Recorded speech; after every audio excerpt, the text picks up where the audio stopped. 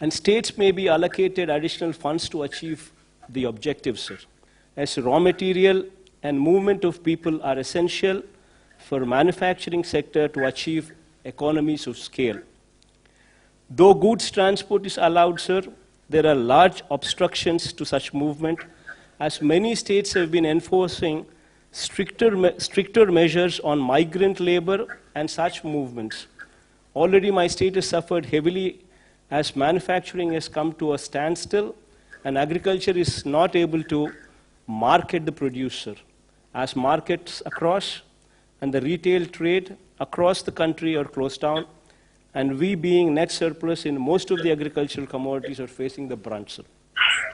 Sir, we have provided a minimum support price for almost all agricultural produce due to the above situation. And because of such support, our finances are severely affected. And our consumption is limited, sir.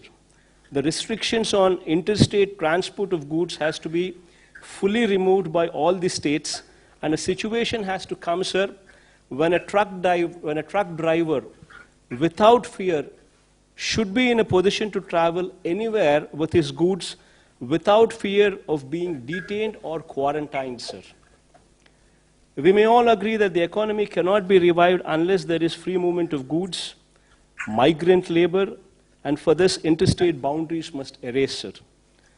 Sir, public transport is another sector which is affected unless restrictions on public transport across the states is lifted, sir.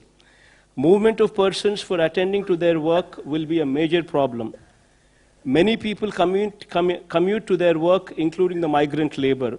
And if it is not allowed, sir, economy will not come back to normalcy. Sir, currently we've seen a situation where migrants are moving back to their original states. But if they don't come back once again to the states where they were earlier working, normalcy could never come back, sir. And for this, the stigma and the fear should go, sir. So sufficient physical distance inside the buses may, however, be maintained. Masks and sanitizers may be made mandatory in public transport. Similarly, sir, shopping centers can also be allowed to function with physical distancing and masks made compulsory, sir. Sir, while framing standard operating procedures, following points may be kept as the central idea, sir. Norms regarding physical distancing, norms regarding usage of masks, personal hygiene, special focus on rural and urban sanitation, sir.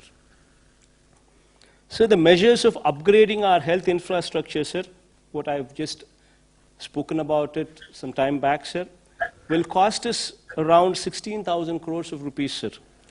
Being a new state, we would require support of the union government in achieving this objective. But, sir, apart from what you fund, sir, if the union government can support us by way of interest-free or low-interest loans with long-term repayment period, then we can achieve this objective easily, sir.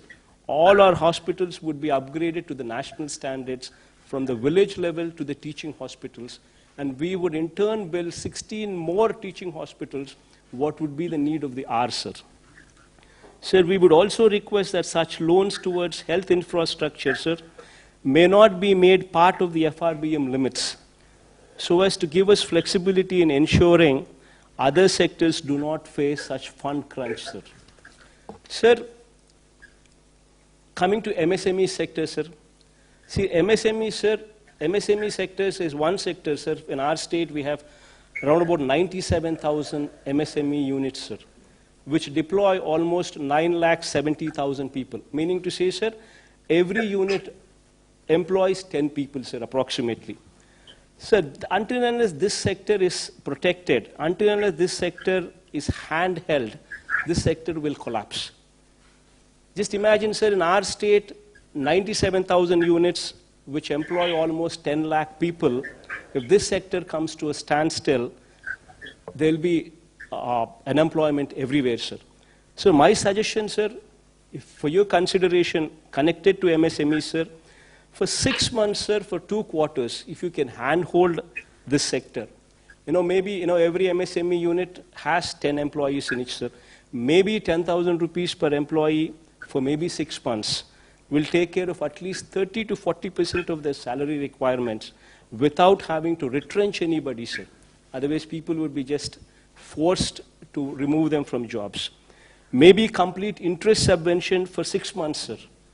For 2 quarters will help the sector in a big way, sir.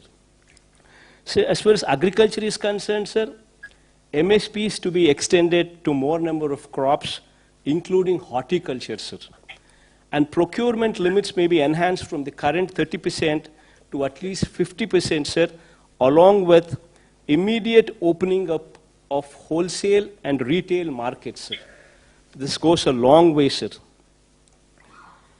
Sir, I would like to also state that our state finances have been severely affected, sir, which also requires your generous support. As, sir, if states are healthy, so are the people of the country, especially the downtrodden, sir. So this, by and large, is the conclusion, sir. I urge you to consider the above suggestions while relaxing the lockdown measures, as I have outlined above, to ensure all the citizens go back to their normal life and the symptomatic persons are handled by the health system through self-awareness so that the country gets back to the track, sir. Thank you, sir.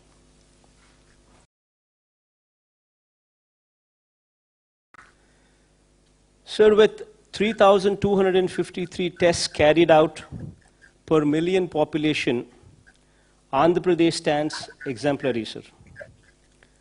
With 1.14% positivity rate, Andhra Pradesh has one of the least positivity rates in India, sir. And our mortality rate with 45 deaths stands at 2.27%. 3 rounds of syndromic survey have already been completed in our state, and approximately 30,000 people have been identified as vulnerable by our volunteers, ASHA workers, and ANMs. And we have tested all these cases as well, sir. Sir, having said all these, sir, however, after 6 weeks of lockdown, we need to look back at what we have learned and how we need to move further.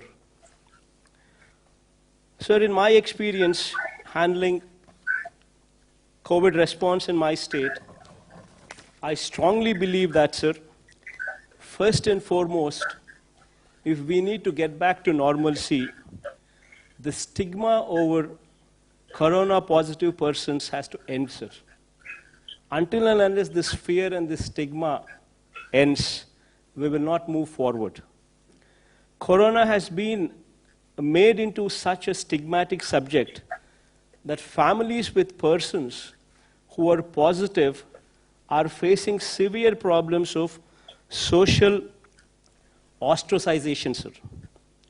This has resulted in people not coming forward to report symptoms, which defeats the entire purpose of testing and identifying infected people.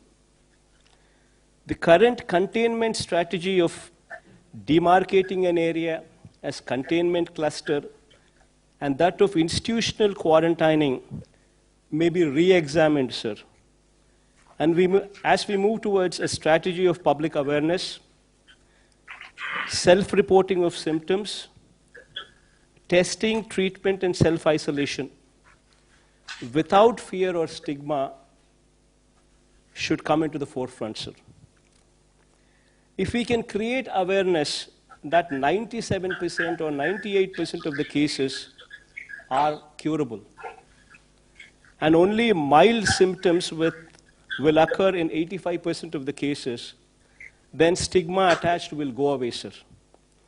So we need to make people prepare themselves to live with coronavirus till a vaccine is produced. Awareness on physical distancing, use of masks and hand sanitizers, and maintaining general hygiene needs priority in these times, sir. Sir, SOPs need to be evolved for workplaces, manufacturing units, and public places, including markets. Sir, people who have symptoms should be encouraged to come forward themselves for assessment, testing, and treatment without stigma or fear. This should be facilitated by notifying the assessment cum sample collection centers and COVID-19 hospitals. We may also provide access to telemedicine facilities and call center facilities to avail services for assessment and testing and treatment. High-risk persons need to be educated, made aware of the risks, and public should be explained about how to home isolate on their own, sir. Sir, physical containment strategy, which involves drawing of circles and circles and institutional quarantining, should also have an exit plan, sir. And the stigma should be done away with. So this fear and this stigma, which is compounded by high focus from media, sir, should now focus on confidence building and removing the stigma by driving the message that 95% of the people are cured and the disease is curable. Individuals would have to be empowered to take care of themselves and their family by right kind of messaging. This brings to the point that we require a major overhaul of the health system, sir. So during COVID response, we were able to ramp up the hospital beds and ICU beds to a good level, sir. But we need to improve them much, much, much further, sir. Sir, major reforms in the health system from village level to the highest teaching hospitals in the state should be the need of the hour going forward, sir.